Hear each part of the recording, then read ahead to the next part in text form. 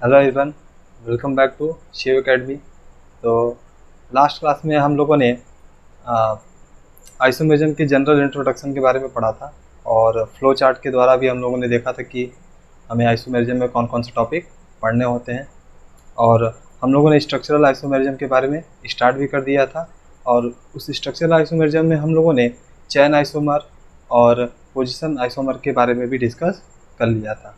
आज हम लोग उसके आगे के टॉपिक को डिस्कस करेंगे, जिसमें कि हम लोग को बहुत ही इम्पोर्टेंट कुछ कैलकुलेशन सीखने हैं, जो कि हम लोग डीबी के नाम से जानते हैं कि हम लोग डीबी कैसे कैलकुलेट करते हैं।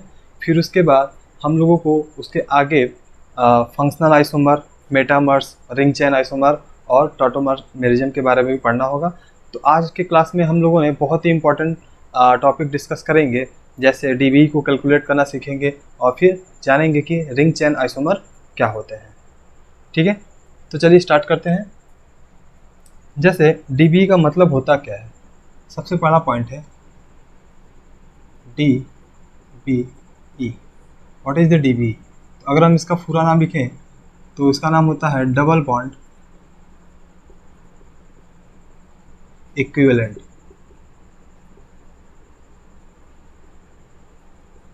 Double bond equivalent. कहीं कहीं बुक में भी इसका नाम डबल बॉन्ड अनसैचुरेशन डीबीयू के नाम से भी जानते हैं। डबल बॉन्ड अनसैचुरेशन ये होता क्या है? कोई भी हमारे पास मॉलिक्यूलर कंपाउंड होते हैं या कोई भी कंपाउंड या कोई भी मॉलिक्यूलर फार्मूला होता है, तो उस मॉलिक्यूलर फार्मूले में हम ये देखना चाहते हैं कि उसमें कितने डबल बॉन्ड बन सकते हैं या फिर कितने डबल बॉन्ड पॉसिबल हैं और कितने रिंग पॉसिबल हैं। ये हमें अगर पता करना होगा तो हमें यूज़ किसका करते हैं? डीबी का। इसके थ्रू हम लोग किसी भी कंपाउंड में डबल बॉन्ड और रिंग, नंबर ऑफ रिंग को जान सकते हैं। Possible number of ring and possible number of double bond जान सकते हैं। डबल बॉन्ड कार्बन कार्बन के बीच में भी हो सकता है और कार्बन ऑक्सीजन के बीच में भी हो सकता है और कोई हेटेरोएटम नाइट्रोजन के बीच में भी हो सकता है। ठीक है, तो डबल बॉन्ड हो गया वो। और नंबर ऑफ रिंग हमें कैसे पता चलेगा? जैसे अगर हम एक सिंपल सा फॉर्मूला ले लेते हैं, C3H6O। ठीक है, हमारे पास एक ये कंपाउंड है C3H6O। सॉरी, पहले इसका फार्मूला देख लेते हैं। डीबी का फार्मूला होता क्या है? जैसे डीबी इक्वल टू होता है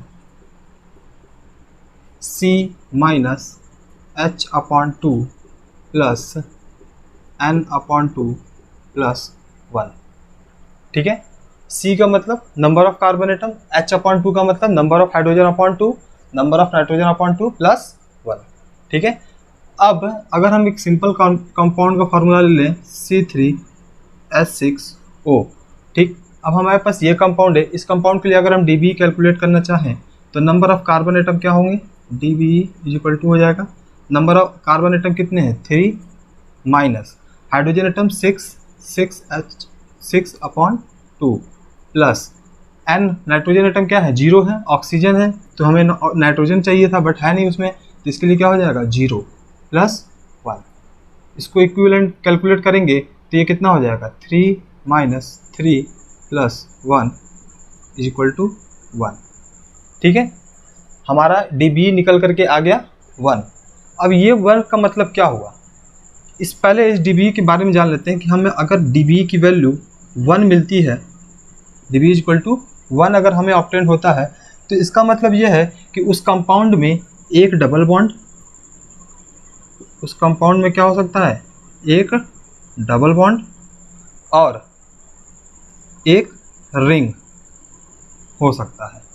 ठीक है, एक डबल बॉन्ड हो सकता है और एक रिंग हो सकता है। ध्यान दीजिएगा कि डबल बॉन्ड का मतलब कार्बन कार्बन का डबल बॉन्ड, कार्बन ऑक्सीजन का डबल बॉन्ड भी हो सकता है। ठीक है, अगर हमारे किसी कंपाउंड में डीबी की वैल्यू 2 आती है, कितना आएगा? 2, तब उसका मतलब क्या हुआ कि उस कंपाउंड में 2 डबल बॉन्ड हो सकते हैं। ठीक है, 2 डबल बॉन्ड के साथ साथ क्या हो सकता है? 2 रिंग हो सकता है। ठीक, और 2 डबल बॉन्ड इक्विवेलेंट होता है 1 ट्रिपल बॉन्ड के। ये बात हमेशा ध्यान दीजिएगा कि जो 2 डबल बॉन्ड होता है वो इक्विवेलेंट होगा हमेशा एक ट्रिपल बॉन्ड, मतलब अगर हम दो डबल बॉन्ड भी लिख रहे हैं तो वहाँ पर एक ट्रिपल बॉन्ड भी हो सकता है। ठीक, दो रिंग है तो दो रिंग किसके इक्विवेलेंट भी हो सकता है, one ring plus one double bond.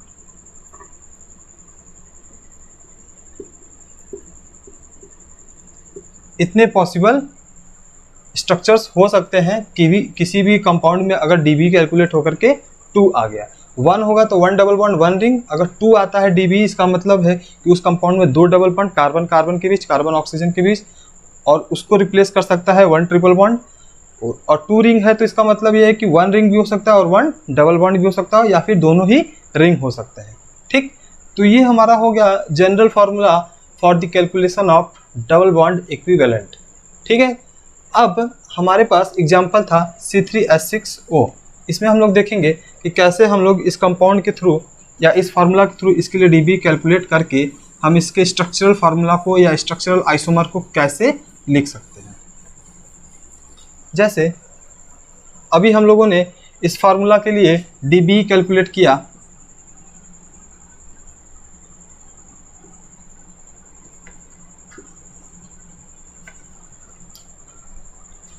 जैसे इस कंपाउंड के लिए हम लोगों ने डीबी कैलकुलेट किया था 1।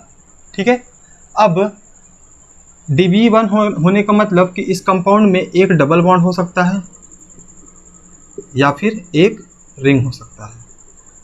ठीक, अब इसमें कितने पॉसिबल स्ट्रक्चर होंगे या पॉसिबल स्ट्रक्चरल आइसोमर होंगे वो हम लोग इसके मेथड के थ्रू कैलकुलेट कर सकते हैं। अगर हम कंपाउंड की बात करें तो हमारे पास यहाँ पे एक ऑक्सीजन एटम है, और एक ऑक्सीजन एटम होने का मतलब कि उस कंपाउंड में अल्कोहल भी हो सकता है, ईथर भी हो सकता है, और एल्डिहाइड भी हो सकता है। एल्डिहाइड और कीटोन दोनों ही हो सकते हैं। लेकिन अगर आप लोग को ध्यान होगा तो कोई भी एसिड होने के लिए कम से कम 2 ऑक्सीजन होने चाहिए। जैसे कार्बोक्सिलिक एसिड होने के लिए कितने ऑक्सीजन चाहिए, 2, तो कार्बोक्सिलिक एसिड नहीं हो सकता। नेक्स्ट हमारा एस्टर होने के लिए भी 2 ऑक्सीजन की जरूरत होगी, तो वो भी नहीं हो सकता। तो मतलब इस कंपाउंड की अगर हम बात करें तो इस कंपाउंड में aldehyde, alcohol, ether and ketone ये सारे चीज पॉसिबल है। डबल बॉन्ड है इसलिए मैंने बोला एल्डिहाइड हो सकता है, कीटोन भी हो सकता है और अल्कोहल भी हो सकता है। अल्कोहल हम कार्बन कार्बन डबल बॉन्ड दिखा करके भी कर सकते हैं, जिसको इनॉल बोलते हैं। तो चलिए देखते हैं कैसे इसके पॉसिबल स्ट्रक्चर्स को हम लोग बना सकते हैं। अगर हम इसके अल्कोहल के पॉसिबल स्ट्रक्चर बनाना चाहें तो कितने कार्बन है, 3, तो 1 2 3, एक ऑक्सीजन है, ऑक्सीजन के साथ OH जुड़ गया। ठीक, अब इस कंपाउंड में डबल बॉन्ड तो कहीं दिखा नहीं, तो इसका मतलब ये है कि हम कार्बन कार्बन के बीच डबल बॉन्ड बना सकते हैं। अब इस कंपाउंड के मॉलिक्यूलर फार्मूला में हाइड्रोजन कितने हैं, 6, तो हाइड्रोजन को हम लोग बैलेंस कर लेते हैं। 3 हाइड्रोजन यहाँ हो गया, 2 और 1, तो यहाँ पे 1 हाइड्रोजन हो सकता है। ठीक है, 3 4 और 1 हाइड्रोजन यहाँ पे होगा 5 और 1 ऑक्सीजन का 6। तो कोई भी कंपाउंड होगा अगर आप उसके स्ट्रक्चरल आइसोमर को लिखेंगे तो हाइड्रोजन क्या हो जाएगा, बैलेंस हो जाएगा। एक कंपाउंड तो ये हो गया। Next C। अब हम OH को यहीं रहने दें और डबल बॉन्ड को क्या कर दें, इससे दूर कर दें। तो एक पॉसिबल स्ट्रक्चर ये हो सकता है। नेक्स्ट 1 2 3 कार्बन, OH को यहाँ कर देते हैं डबल बॉन्ड, ये भी पॉसिबल स्ट्रक्चर हो गया। ठीक है, अब हमारे पास 3 स्ट्रक्चर्स तो इसके ये हो गए। नेक्स्ट अगर हम चाहें तो इस कंपाउंड में अब हमारे पास अल्कोहल के साथ साथ इसमें हमारे पास क्या हो सकता है, एल्डिहाइड हो सकता है और कीटोन भी हो सकता है। अगर एल्डिहाइड स्ट्रक्चर लिखना चाहें तो C डबल बॉन्ड OH, ये हमारा क्या है, एल्डिहाइड है। फिर उसके बाद C double bond oxygen, hydrogen सब जगह बैलेंस हो जाएगा, आप देख लीजिएगा। ठीक है, 3 3 2 जा 6, 1 3 2 5 और 3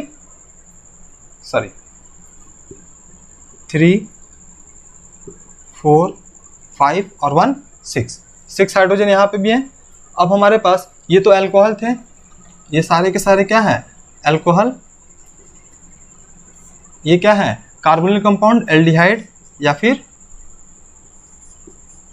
कीटोन, एल्डिहाइड और कीटोन हो गए। ठीक है, नेक्स्ट हमने अभी क्या बोला था कि अगर ऑक्सीजन है तो ऑक्सीजन के साथ साथ ऑक्सीजन के साथ साथ एल्डिहाइड भी हो सकता है और कीटोन भी हो सकता है। अब हम इसके और भी पॉसिबल स्ट्रक्चर बना सकते हैं, जैसे साइक्लिक स्ट्रक्चर, क्योंकि हमने डबल बॉन्ड दिखाना था, डबल बॉन्ड कार्बन कार्बन के बीच और ऑक्सीजन में तो यहाँ पे हो नहीं सकता था, यहाँ पे ऑक्सीजन के बीच डबल बॉन्ड था इसलिए हमने यहाँ दिख लिया। अब हमारे पास एक रिंग हो सकता है, तो हमारे पास कितने कार्बन एटम हैं? 3 कार्बन एटम है, तो 3 कार्बन का हम रिंग बनाते हैं, जैसे 1 2 3 कार्बन एटम हो गया, इसके साथ हम क्या लगा देंगे? OH। ठीक, तो ये हमारा एक रिंग हो गया और एक ऑक्सीजन एटम हो गया, हाइड्रोजन 2 2 4 और एक 5 और एक 6, यहाँ हाइड्रोजन हो गया कंप्लीट।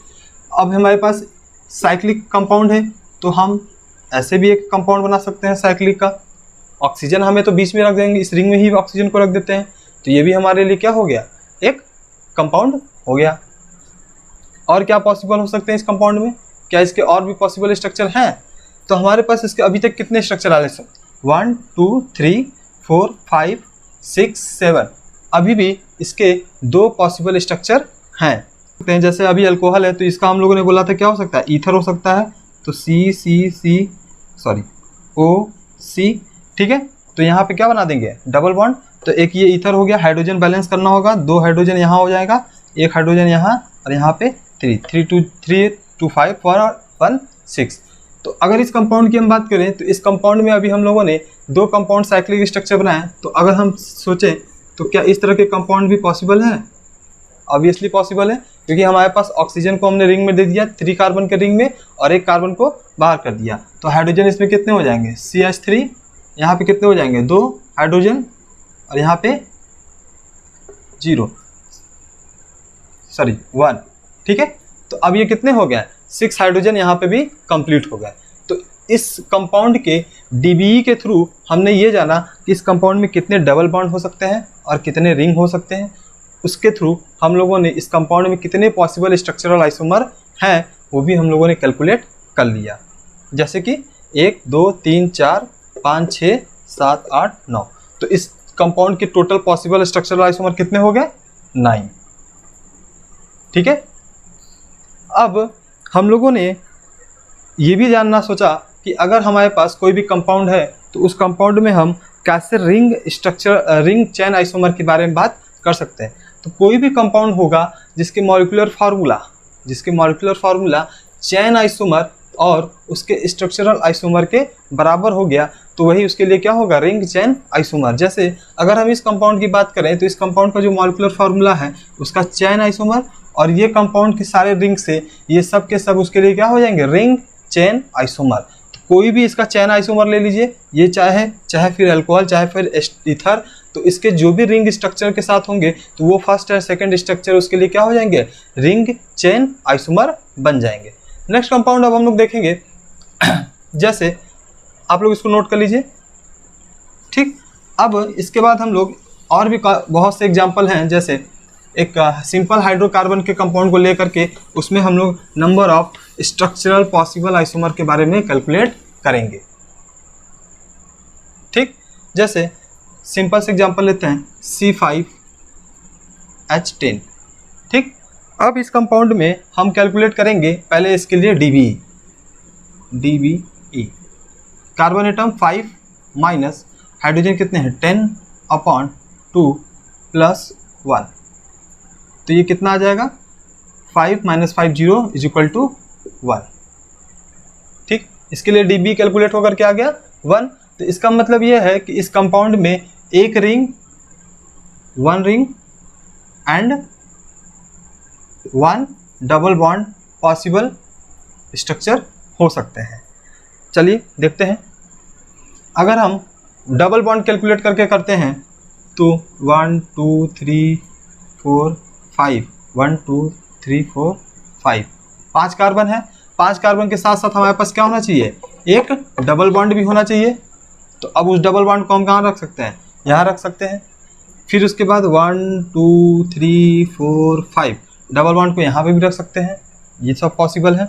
अगर यहाँ पर रखेंगे तो वापस से यही स्ट्रक्चर हो जाएगा, जहाँ पे भी डबल बॉन्ड होते हैं उसी की प्रायोरिटी के अकॉर्डिंग हम लोग काउंटिंग करते हैं। तो यहाँ से 1 2, तो यहाँ पे 1 पोजीशन पे, तो यहाँ से 1 2, यहाँ पे सेकंड पोजीशन पे। तो जैसे ही अगर हम इस डबल बॉन्ड को यहाँ पे रखेंगे तो काउंटिंग यहाँ से हो जाएगा, तो फिर वही डबल पोजीशन पे आ जाएगा, तो इसका मतलब वही सेम कंपाउंड हो जाएगा। ठीक, तो ये लॉन्गेस्ट चेन हो गया। अब इसके हम 4 कार्बन की चेन बना दें और उसके साथ एक क्या बना दें, डबल बॉन्ड, सॉरी एक ब्रांचिंग कर दें और ये डबल बॉन्ड ये हो जाएगा। तो ये भी इसके लिए पॉसिबल स्ट्रक्चर है। ठीक, नेक्स्ट कंपाउंड 1 2 3 4, 4 कार्बन का ब्रांच बनाते हैं। ठीक, फिर उसके बाद डबल बॉन्ड को यहीं रखते हैं और ब्रांचिंग को कहाँ कर देते हैं, उसके सेकंड कार्बन पे। तो ये भी पॉसिबल स्ट्रक्चर है। नेक्स्ट क्या पॉसिबल स्ट्रक्चर हो सकता है इसका, 1 2 3 4। ठीक, अब हम ब्रांचिंग कर लेते हैं, ब्रांचिंग को यहीं रखते हैं, डबल बॉन्ड को यहाँ कर देते हैं, तो भी इसके लिए पॉसिबल स्ट्रक्चर होगा। ये तो हो गया इसके चेन आइसोमर, सॉरी चेन और पोजीशन आइसोमर दोनों ही होंगे। कैसे, अगर हम इस कंपाउंड की बात करें तो ये लॉन्गेस्ट चेन, फिर उसके बाद ये लॉन्गेस्ट चेन, तो इस दोनों में पैरेंट चेन में कोई भी चेंज नहीं हुआ है। तो हम लोगों ने लास्ट क्लास में हम लोगों ने देखा था कि किसी भी कंपाउंड के लिए चेन आइसोमर होने के लिए उसके पैरेंट चेन और उसके साइड चेन में क्या होना चाहिए, डिफरेंट होना चाहिए, तभी जाकर के वो चेन आइसोमर शो करेगा। तो इसका मतलब ये फर्स्ट और सेकंड चेन आइसोमर शो नहीं करेंगे, लेकिन फर्स्ट में जो फंक्शनल ग्रुप है, इन और आइन को भी हम लोग फंक्शनल ग्रुप बोलते हैं। तो जो इनके फंक्शनल ग्रुप होंगे इन, और ये फर्स्ट पोजीशन पे है तो यहाँ पे कौन सा गया, सेकंड पोजीशन पे। इसका मतलब ये फर्स्ट एंड सेकंड दोनों स्ट्रक्चर ही एक दूसरे के क्या है, पोजीशन आइसोमर है, और इनके पैरेंट चेन में कोई डिफरेंट नहीं है। तो पोजीशन आइसोमर होने के लिए क्या होना था कि फंक्शनल ग्रुप डिफरेंट पोजीशन पे तो हो सकता है, लेकिन उसके पैरेंट चेन और उसके साइड चेन में कोई भी डिफरेंस नहीं होना चाहिए। तो ये इसके पॉसिबल स्ट्रक्चर हो गए डबल बॉन्ड के थ्रू। अब क्या हो सकता है कि अभी हमने क्या बोला था कि 1 DB इज इक्वल टू क्या होगा, 1 डबल बॉन्ड प्लस, या फिर प्लस नहीं, या 1 रिंग हो सकता है। तो इसका मतलब यह है कि इसके पॉसिबल रिंग स्ट्रक्चर बन सकते हैं। तो 5 कार्बन का है तो पहले 5 कार्बन का एक रिंग बना लेते हैं, एक ये हो सकता है। ठीक, 5 कार्बन है तो 5 कार्बन से छोटे कार्बन जितने भी होंगे, जितने पॉसिबल साइक्लिक स्ट्रक्चर होंगे वो सब बनेंगे। ठीक है, तो 5 कार्बन है तो हम 4 कार्बन का भी स्ट्रक्चर बना सकते हैं। ध्यान दीजिएगा, अब इसमें हमें डबल बॉन्ड ऐड नहीं करना है। क्यों, क्योंकि 1 double bond is equal to 1 ring के ही बराबर होता है। तो 5 कार्बन हो गया, 4 कार्बन होने के साथ अभी हमारे पास कार्बन कितने हैं, 5, लेकिन इसमें 4 ही है, तो एक कार्बन को हम यहाँ रख सकते हैं। अब इसके किसी भी पोजीशन पर रखेंगे सेम स्ट्रक्चर हो जाएगा। तो एक पॉसिबल स्ट्रक्चर ये। फिर उसके बाद 3 कार्बन के एटम बन सकते हैं, फर्स्ट सेकंड थर्ड, 3 कार्बन के स्ट्रक्चर बन गए। लेकिन अभी हमारे पास 2 कार्बन और हैं, तो एक कार्बन यहाँ रख दें, एक कार्बन यहाँ रख दें, ये भी पॉसिबल। अगर इसको यहीं रखेंगे तो सेम स्ट्रक्चर होगा, कोई चेंज नहीं होगा। नेक्स्ट कंपाउंड 3 कार्बन का ही बनाते हैं, 3 कार्बन का ये हो गया। अब क्या कर रहे हैं, जो ब्रांचिंग थी दोनों ब्रांचिंग को हम क्या कर दें, सेम पोजीशन पे कर दें, ये भी पॉसिबल स्ट्रक्चर है। और 3 कार्बन को लेते हैं, फिर एक कार्बन ये और एक कार्बन ये भी इसके पॉसिबल स्ट्रक्चर हो गया। तो कितने होंगे, 1 2 3 4 5 6 7 8 9 10। तो इसके पूरे पॉसिबल, अब इससे ज़्यादा नहीं बनेंगे। आप कोई भी कोशिश कर लीजिए, कहीं पे भी बनाने की कोशिश करेंगे, इससे ज़्यादा इसके पॉसिबल स्ट्रक्चर नहीं बनेंगे। ठीक है, तो इस कंपाउंड के लिए हमने DBE कैलकुलेट किया। DBE के थ्रू हमें पता चला कि उस कंपाउंड में एक डबल बॉन्ड हो सकता है और एक रिंग हो सकता है। डबल बॉन्ड होने की वजह से इसके इतने पॉसिबल स्ट्रक्चर हो गए, और रिंग होने की वजह से इनके 5 स्ट्रक्चरल आइसोमर हो सकते हैं। अब अगर हम यहीं पर आपको बताना चाहें कि रिंग चेन आइसोमर क्या होता है, रिंग चेन आइसोमर, ठीक है। जैसे अभी हमें बोला था कि जब कोई भी कंपाउंड हो, उस कंपाउंड के जो चेन कोई भी मॉलिक्यूलर फार्मूला का कंपाउंड हो, तो उसके जो चेन है, चेन टाइप के स्ट्रक्चर और उनके रिंग टाइप के स्ट्रक्चर एक दूसरे के लिए अगर सेम मॉलिक्यूलर फार्मूला या सेम आइसोमर होंगे तो वो उसके लिए क्या हो जाएंगे, रिंग चेन आइसोमर हो जाएंगे। जैसे इस कंपाउंड की हम बात करें तो इसके लिए मॉलिक्यूलर फार्मूला क्या है, C5H10। इसके लिए भी मॉलिक्यूलर फार्मूला C5H10 है, लेकिन ये है क्या, चेन के फॉर्म में है और ये किसके फॉर्म में है, रिंग के फॉर्म में है। तो structure first and structure this both R ring chain isomer. तो इसके जितने भी साइक्लिक स्ट्रक्चर हैं वो सब के सब इसके साथ क्या है, रिंग चेन आइसोमर शो करेंगे। तो ये तो पता चल गया कि हमें DBE के थ्रू ये सब कैलकुलेट कर सकते हैं। नेक्स्ट क्वेश्चन करते हैं। इसके और भी कई सारे एग्जांपल्स हैं, बहुत ही इंटरेस्टिंग टॉपिक है ये, इससे एक दो क्वेश्चन आ ही जाते हैं और एक दूसरे से कंपैरिजन करके पूछ देता है कि कौन से compound ring chain isomer show कर रहे हैं, कितने डीबी कैलकुलेट करना होगा। ठीक है, नेक्स्ट एग्जांपल देखते हैं इसके। जैसे अगर हम बात करें सिंपल सा फार्मूला लेते हैं C3H6, बहुत ही सिंपल एग्जांपल है इसका ये। C3H6 के लिए अगर हम डीबी कैलकुलेट करें तो कार्बन एटम कितने हो गए 3 माइनस हाइड्रोजन कितने हो गए 6/2 प्लस 1, नाइट्रोजन एटम 0, तो इसके लिए डीबी कैलकुलेट होकर के कितना आ गया 1। ठीक, फिर वही बात कि अगर 1 आ गया तो इसका मतलब इसमें कितने डबल बॉन्ड हो सकते हैं, 1 डबल बॉन्ड हो सकते हैं और 1 रिंग हो सकते हैं। ठीक है, 3 कार्बन है तो 3 कार्बन को अगर हम लिखना चाहे 1 2 3 डबल बॉन्ड दिखा दिए, हाइड्रोजन बैलेंस होगा, आप बैलेंस करके देख लीजिएगा। ठीक, ये एक पॉसिबल स्ट्रक्चर है। अब क्या हम इस डबल बॉन्ड को यहाँ पर कर सकते हैं, अगर यहाँ पे डबल बॉन्ड करेंगे तो सेम स्ट्रक्चर होगा, कोई डिफरेंस नहीं होगा। नेक्स्ट इसका रिंग बन सकता है, बन गया ये रिंग। ठीक, अब क्या इस रिंग को हम और छोटा कर सकते हैं, जी नहीं, 3 कार्बन के ही रिंग पॉसिबल होते हैं और जब भी रिंग या साइक्लिक स्ट्रक्चर बनता है वो हमेशा 3 कार्बन से ही स्टार्ट होगा। ठीक, तो 1 रिंग होने की वजह से ये इसके पॉसिबल स्ट्रक्चर हैं। तो इसके मतलब कि C3H6 के लिए कितने पॉसिबल स्ट्रक्चर आइसोमर हैं 2, और ये ही एक दूसरे के क्या हो गए रिंग चेन आइसोमर भी कहलाएंगे। ठीक, नेक्स्ट कंपाउंड के एग्जांपल लेते हैं C4H6। इस कंपाउंड के फार्मूले को आप खुद पहले वीडियो को पोस्ट करके जरूर क्वेश्चन को सॉल्व कीजिए, देखिए आपसे होता है या नहीं। जैसे C4H6, इसके लिए अगर हम डीबी कैलकुलेट करें, कार्बन के एटम कितने हो गए 4 माइनस 6 हाइड्रोजन एटम 2 प्लस 1, तो ये कितने कैलकुलेट होकर के आ गए 4 minus 3 plus 1 is equal to 1 plus 1, कितना आ गया 2। इसके लिए डीबी कैलकुलेट होकर के 2 आ गया। अभी हम लोगों ने देखा था कि जब किसी भी कंपाउंड के लिए 2 डीबी होकर के आ गया, इसका मतलब उस कंपाउंड में कितने डबल बॉन्ड हो सकते हैं, 2 डबल बॉन्ड हो सकते हैं और 2 रिंग हो सकते हैं, ये पॉसिबल चीज थे। अब इस 2 डबल बॉन्ड को हम लोग 1 ट्रिपल बॉन्ड के थ्रू क्या कर सकते हैं, रिप्लेस कर सकते हैं। इस 2 रिंग को 1 रिंग प्लस 1 डबल बॉन्ड के थ्रू भी रिप्लेस कर सकते हैं। मतलब इतने पॉसिबल स्ट्रक्चर इस कंपाउंड के लिए बनेंगे, जबकि हमारा डीबी कैलकुलेट होकर के कितना आ गया है 2। तो चलिए बनाते हैं। जैसे अगर हम डबल बॉन्ड कंपाउंड स्ट्रक्चर बनाएं इसके लिए, तो 1 2 3 4 4 कार्बन, और हमें कंपाउंड में कितने डबल बॉन्ड दिखाने हैं 2, तो 1 2 हो गया, एक ये पॉसिबल हो गया। नेक्स्ट 1 डबल बॉन्ड इधर, फिर नेक्स्ट टर्मिनल पे 2 डबल बॉन्ड ये हो गए। अब क्या इस डबल बॉन्ड को हम यहाँ शिफ्ट कर सकते हैं, अगर शिफ्ट करेंगे तो यही पॉसिबल स्ट्रक्चर बन जाएगा फिर से, तो कोई इसके बाद कोई स्ट्रक्चर इसमें नहीं बनेगा। अब क्या बन सकता है, डबल बॉन्ड को हम किससे रिप्लेस कर सकते हैं, ट्रिपल बॉन्ड से, तो अब वो भी करके देख लेते हैं। C C C C 1 2 3 triple bond, sorry 1 triple bond हो गया। नेक्स्ट और इसके कंपाउंड क्या हो सकते हैं, ट्रिपल बॉन्ड को हम यहाँ शिफ्ट कर दें। ठीक, क्या और इसके पॉसिबल स्ट्रक्चर हैं, नहीं। अब इसके अलावा इसमें कोई और पॉसिबल स्ट्रक्चर नहीं हो सकता है। हो सकता है क्या, बना के देख लीजिए, नहीं बनेगा। जैसे आप लोग सोच रहे होंगे कि इसके ब्रांचिंग को करके यहाँ पे कर दें, तो आप अगर कर देंगे तो ट्रिपल बॉन्ड कहाँ दिखाओगे, ट्रिपल बॉन्ड यहाँ दिखाओगे तो कार्बन की वैलेंसी क्या हो जाएगी 5, तो ये पॉसिबल स्ट्रक्चर नहीं बनेगा।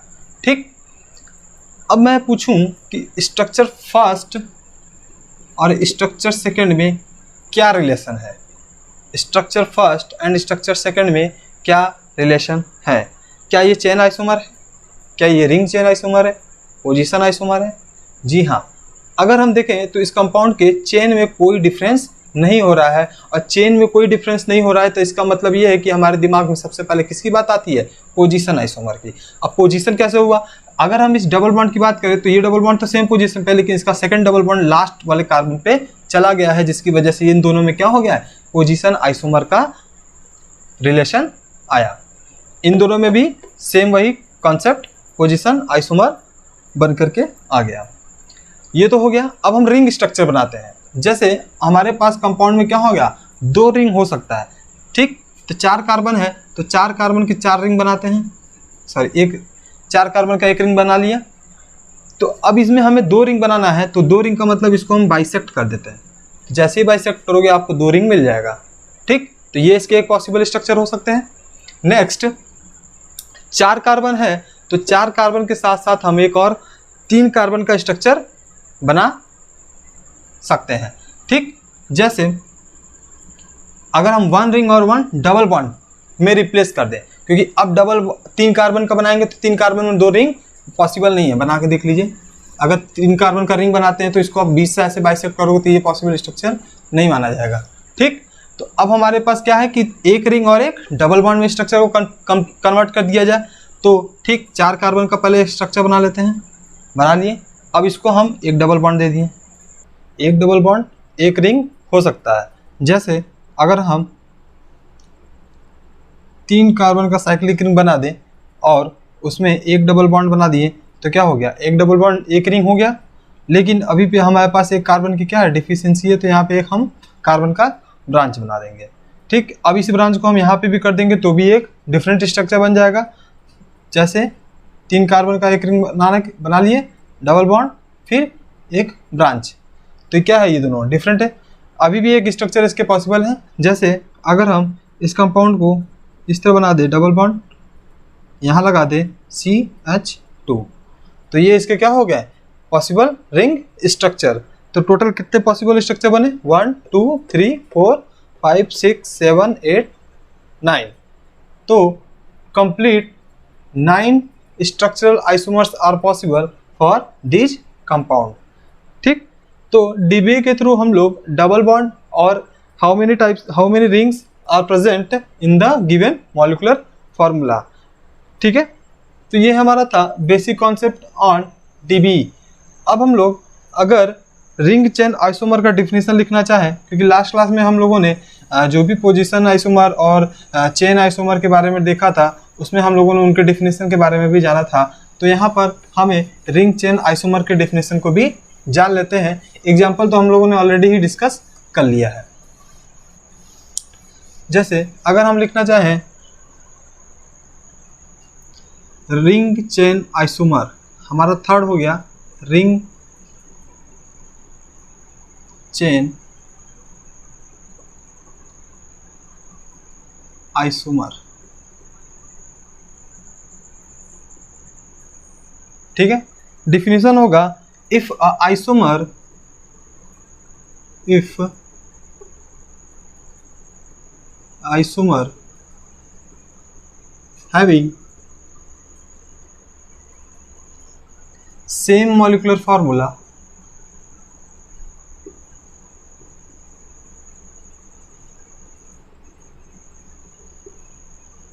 having same molecular formula of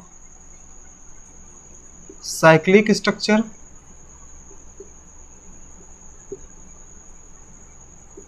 and of cyclic structure और चेन स्ट्रक्चर, ठीक है। तो इस तरह के कंपाउंड के लिए हम लोग क्या बोल देंगे, चेन, रिंग चेन आइसोमर। जैसे अभी हम लोगों ने कंपाउंड देखा C3H6O, ठीक। एग्जाम्पल के फॉर्म में देखते हैं C3H6O। तो इसके लिए हम लोगों ने क्या लिखा था, alcohol, this is the chain isomer. और अगर हम इस कंपाउंड के रिंग स्ट्रक्चर बना दिए तो 3 कार्बन और 1 ऑक्सीजन, तो ये एक दूसरे के क्या हो गए, रिंग चेन आइसोमर। ये भी इसके लिए क्या हो जाएगा, रिंग चेन आइसोमर हो जाएगा, ठीक। अगर हम इस कंपाउंड के लिए एल्डिहाइड भी लिख दें या कीटोन लिख दें तो भी ये इसके लिए क्या हो जाएंगे, ये एक दूसरे के क्या होंगे, रिंग चेन आइसोमर होंगे, ठीक। क्या ये दोनों भी एक दूसरे के रिंग चेन आइसोमर होंगे, तो हाँ। अगर 2 ही कंपाउंड हैं और दोनों में रिंग की साइज क्या हो जा रही है, डिफरेंट, यहाँ पे कितने 4 रिंग साइज है और ये कितने 3 मेंबर रिंग का साइज है, तो इन दोनों में भी क्या है, एक दूसरे का रिंग चेन आइसोमर ही पॉसिबल है। तो इस तरह के कंपाउंड के लिए हम लोग क्या बोलते हैं, टर्म दिया जाता है रिंग चेन आइसोमर, ठीक। डीबीए के थ्रू हम लोगों ने पूरा जान लिया कि कितने कंपाउंड में डबल बॉन्ड हो सकते हैं और उसमें हम लोग कितने नंबर ऑफ रिंग कैलकुलेट कर सकते हैं। ठीक, तो आज की वीडियो में हम लोग को बस इतना ही जानना था कि कैसे हम किसी भी कंपाउंड के लिए डीबी और number of double bond, number of ring calculate कर सकते हैं। नेक्स्ट वीडियो में अब हम लोग जानेंगे कि किसी भी कंपाउंड के लिए फंक्शनल आइसोमर क्या हो सकते हैं, किसी भी गिवन मॉलिक्यूलर फार्मूला के लिए फंक्शनल आइसोमर। जैसे आप लोगों ने पहले भी थोड़ा बहुत डिस्कस किया होगा या पढ़ा होगा, तो जैसे कि जो भी कंपाउंड होते हैं एमीन के NH2 प्राइमरी, सेकेंडरी, टर्सरी, वो एक दूसरे के क्या है, फंक्शनल आइसोमर है। लेकिन अगर हम किसी कंपाउंड की बात करेंगे जो एमाइड टाइप के होते हैं, उनमें जो कंपाउंड होते हैं उनके फंक्शनल आइसोमर नहीं होते हैं। ठीक, प्राइमरी, सेकेंडरी एंड टर्सरी। तो आगे हम लोग नेक्स्ट वीडियो में पढ़ेंगे कि कैसे हम लोग फंक्शनल आइसोमर ऑब्टेन करेंगे। फिर उसके बाद हम लोग मेटामर के बारे में डिस्कस करेंगे और नेक्स्ट वीडियो में हम लोग फिर टाटोमर के बारे में पढ़ेंगे। आई होप कि आप लोग को आज का ये वीडियो बहुत ही हेल्पफुल रहा होगा। जो भी हम लोगों ने ट्रिक सीखा वो आपके लिए बहुत ही यूज़फुल रहा होगा। आपको अगर वीडियो पसंद आया तो ज़्यादा से ज़्यादा लोगों के पास शेयर कीजिएगा और जो भी चैनल पर नए हैं वो चैनल को सब्सक्राइब कर लें, बेल आइकन को प्रेस कर लें ताकि अगले वीडियो की लेटेस्ट नोटिफिकेशन आप तक आसानी से पहुँच सके। वीडियो को सपोर्ट करें। Thank you.